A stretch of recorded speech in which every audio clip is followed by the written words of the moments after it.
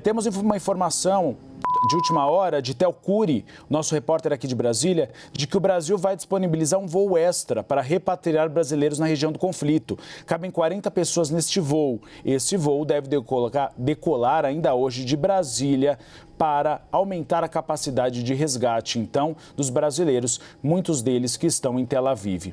Falando dos aviões, 2 deles da Força Aérea Brasileira já pousaram no país, aqui no Brasil, com brasileiros resgatados de Israel. No total, 425 pessoas foram repatriadas até agora, como é o caso do cineasta Júlio Mauro, com quem a gente conversa agora, ao vivo, aqui no Bastidores CNN. Júlio, relate como foram esses últimos dias. Onde você estava, Júlio? Em Tel Aviv, em Jerusalém ou outra cidade? Boa tarde. Boa tarde, Gustavo. Tudo bem? Como vai? Bom, foi assim, eu saí daqui para fazer um documentário chamado Rotas Bíblicas, né? É um país que promove aí muito conteúdo. E eu saí do Brasil dia 5, cheguei no dia 6, a gente ficou num apartamento alugado, e no dia 7 de manhã, cedinho, já aconteceu toda a situação aí que a gente está vendo. E no apartamento que eu fiquei, os apartamentos mais novos, eles têm os bunkers que ficam numa coluna, geralmente nos quartos dos fundos. E eu acabei escolhendo esse quarto. A gente chegou lá na divisão de quarto, éramos 4, né?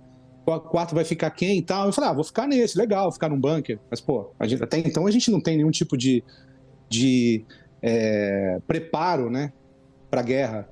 E achei tudo muito interessante. Falei, beleza, eu tô protegido aqui, claro, se acontecer alguma coisa. E na manhã, foi logo no sábado de manhã cedinho, eu tava todo fechado. É um bunker que ele tem, eu tenho até uns vídeos que eu fiz com relação a estrutura, né, dentro de um apartamento 13º andar, é tudo muito bem estruturado, e eu comecei a ouvir um barulho, parecia um vento, som de vento, eu não estava entendendo muito bem, até que eu acordei, ouvi o guia pedindo para ligar a televisão.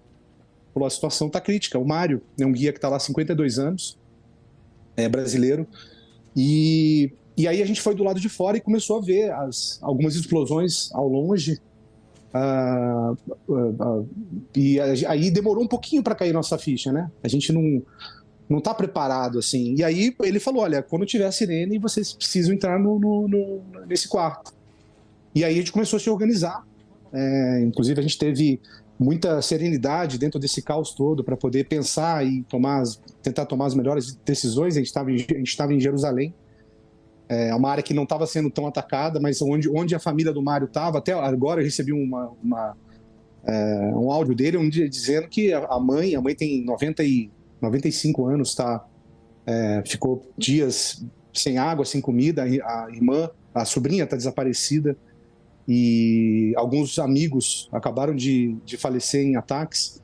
Então é uma situação muito, muito difícil. A gente tem que lidar com o desconhecido, com esse medo, com essa insegurança. O tempo inteiro, a gente por sorte, a gente acabou comprando mantimentos e água no dia anterior. Foi até uma intuição que a gente teve de garantir que a gente teria todos os recursos. Isso foi providencial, foi maravilhoso. A gente conseguiu se manter esses dias, né, por lá. E a nossa vontade era sair dali, né? Teve um momento que a gente falou, a gente não tem o que fazer, não tem mais para onde correr, a gente precisa sair. E decidimos arriscar. Conseguimos a nossa produção aqui conseguiu um carro, que inclusive era um palestino, o nosso anjo, foi o cara que levou a gente até, que passou uma segurança, mas na verdade a gente não tem como garantir nada, mas ele falou, não, tranquilo, vai dar tudo certo. Conseguimos comprar uma passagem para a Turquia. Paramos num posto de gasolina para aguardar, que a gente ouviu que tinham voos sendo cancelados, a gente parou num posto de gasolina para aguardar, ver se estava tudo certo. O voo foi cancelado, liguei para o agente de viagens, o Fabrício, a gente conversando com o Rogério, a equipe toda no Brasil, o Leandro, a gente tentando entender o que a gente faria. Eu falei, Fabrício, primeiro voo para qualquer lugar, que não seja Rússia ou Ucrânia, né? A gente iria para qualquer lugar, a gente estava preparado para sair dali. Consegui um voo para a Romênia. para Bucareste, e a gente aguardou ainda mais um pouquinho para ver se não havia nenhum cancelamento. Resolvemos ir até o terminal. Nesse trajeto desse posto até o terminal, o posto já começou a ficar cercado, começou a ficar esquisito. Eu entrei no aeroporto para tentar achar um balcão de alguma companhia aérea, e aí começou o caos, porque exatamente naquele momento Tel Aviv estava sendo bombardeada. E foi aquela correria, aquela loucura. Eu estava com a nossa apresentadora, estava no carro, eu e ela, os outros dois estavam fazendo um outro processo lá, que uma mala tinha sido extraviada. E os policiais todos pedindo para ficar dentro, eu saí correndo, porque eu não podia deixar ela sozinha na van. Eu fui para a van, o motorista chegou um pouco mais à frente, onde tinha uma marquise. Ele falou: não, aqui a gente está tranquilo, porque se cair uma bomba, a gente tem uma certa proteção. Momentos de tensão, assim, que não dá nem para a gente explicar, né? Assim, eu estou falando aqui a minha visão sobre o que aconteceu, mas a gente tem outros brasileiros lá. Eu fui um privilegiado em conseguir sair do país. Agradecer ao Itamaraty, às Forças Armadas,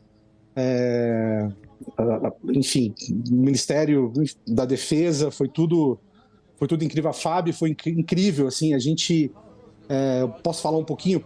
Deixa eu só abrir voltar um pouquinho, porque eu tive o processo de saída do aeroporto para voltar. A gente escolheu voltar para onde a gente estava, né? A gente teve que ter porque não podia ficar em Tel Aviv, aí vocês voltaram para Jerusalém, é isso?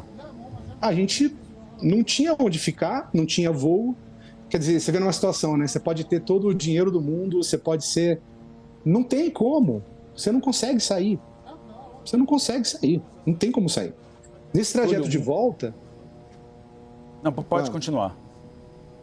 Nesse trajeto de volta, a gente viu muitos carros parados nessa via expressa, e o motorista começou a falar que nunca tinha visto aquilo, e eram os cidadãos israelenses se preparando para a guerra, botando suas armas, né, colocando suas roupas e abandonando os carros para poder servir. Conseguimos chegar em segurança, já era noite, foi um trajeto muito tenso, a gente não sabia o que poderia acontecer. E chegamos em segurança e já tínhamos colocado os nossos nomes na lista desse voo da FAB. E eles não divulgaram uma lista, né? Vão esses passageiros e tal. A gente ficou esperando alguma notificação, né? Alguém entrar em contato. E foi no dia seguinte só que eles entraram em contato à noite. Então a gente teve que sair um pouco às pressas, tudo muito organizado. Foi uma operação incrível. A gente se sentiu já em casa, né? A gente conseguiu... Quando a gente viu a bandeira do Brasil ali, viu os brasileiros, o consulado, a embaixada, todo mundo se organizando para poder levar a gente em segurança de um ponto até o aeroporto, sendo escoltado e com um sorriso no rosto, sabe? A gente vê, brasileiro é brasileiro, né? Brasileiro alívio, né? Porque tem uma coisa a gente não está acostumado a cenários de guerra. E o cenário que você traz é muito interessante, das pessoas se vestindo, né, para a guerra. Isso a gente não está acostumado aqui no Brasil. Sim. E algo muito legal que você falou, Júlio, em relação ao motorista palestino. Porque isso mostra que muitos desses palestinos, muitas vezes, vão e voltam da fronteira. Eles não apoiam o Hamas, eles trabalham em Israel, inclusive, mas voltam para a Cisjordânia ou para a faixa de Gaza para trabalhar. Nós conversamos com o Júlio, cineasta, que foi resgatado, Júlio Mauro, eu tenho em muito Israel. mais para falar, tá? Eu sei que vocês têm pouco tempo, mas depois a gente conversa mais. A gente marca uma nova conversa. Tá bom. Obrigado, Júlio. Que bom que você possa voltar para Israel o mais rápido possível para concluir o seu programa, o seu documentário, sem o cenário de guerra. Muito obrigado pela entrevista. Sim. Obrigado a vocês.